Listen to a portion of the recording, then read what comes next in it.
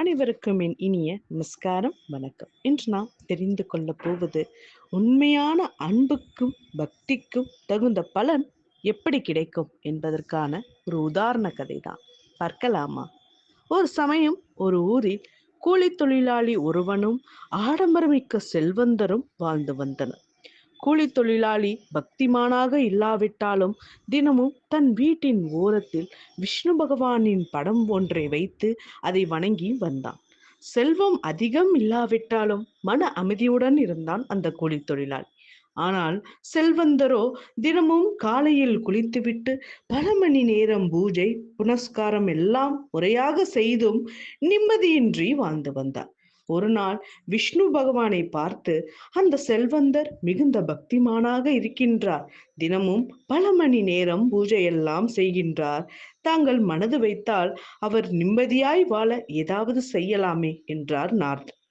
விஷ்ணு பகவானும் நாரதர் கூறியதற்கு சம்மதம் தெரிவித்து, சரி, நீங்கள் பூமிக்கு சென்று நான் நாராயணன் இருந்து வருகின்றேன் என்று அந்த செல்வந்தரிடம் சொல்லுங்கள். அவர் நாராயணன் தற்போது என்ன செய்து கொண்டிருக்கின்றார் என்று கேட்பார். அதற்கு நீங்கள், நாராயணன் தற்போது ஒரு ஊசியின் காது வழியாக யானையை நுழைத்து கொண்டிருக்கின்றார் என்று மட்டும் சொன்னால் போதும். அதே மாதிரி அந்த ஏழை தொழிலாளியும் போய் பார்த்து இதே மாதிரி சொல்லுங்கள் என்று அனுப்பினார் விஷ்ணு பகவான். முதலில் செல்வந்தர் வீட்டிற்கு சென்ற நாரதர் அவரிடம், நான் நாராயணனிடம் இருந்து வருவதாக சொன்னார். அதற்கு அந்த செல்வந்தர், தற்போது நாராயணன் என்ன செய்து கொண்டிருக்கின்றார் என்று கேட்டார்.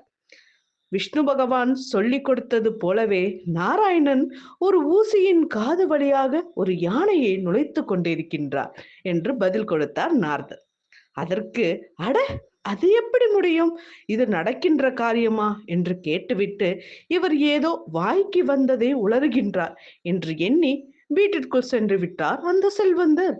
சரி, அடுத்தது அந்த கூலி தொழிலாளியை பார்க்க சென்றார் நாரதர். அவரிடமும் இதே உரையாடல் நடைபெற்றது. அதற்கு அந்த கூலி தொழிலாளி, ஓ அப்படியா, இதில் என்ன விந்தை இருக்கின்றது? ஒரு பெரிய ஆலமரத்தையே சின்ன விதையில் அடக்கியவர் தானே நாராயணன். இந்த பெரிய பிரபஞ்சத்தை தன் வாயில் வைத்து காண்பித்தவராயிற்றே. அவருக்கு யானையை ஊசியை நுழைப்பது என்ன அவ்வளோ பெரிய விஷயமா? நாராயணனால் செய்ய முடியாத செயல் என்று இந்த உலகத்தில் எதுவுமே கிடையாது என்று பதில் சொன்னார் தொழிலாளி. மனமகிழ்ந்த நாரதர் அங்கிருந்து கிளம்பி விஷ்ணு பகவானிடம் வந்து நடந்ததை சொன்னார்.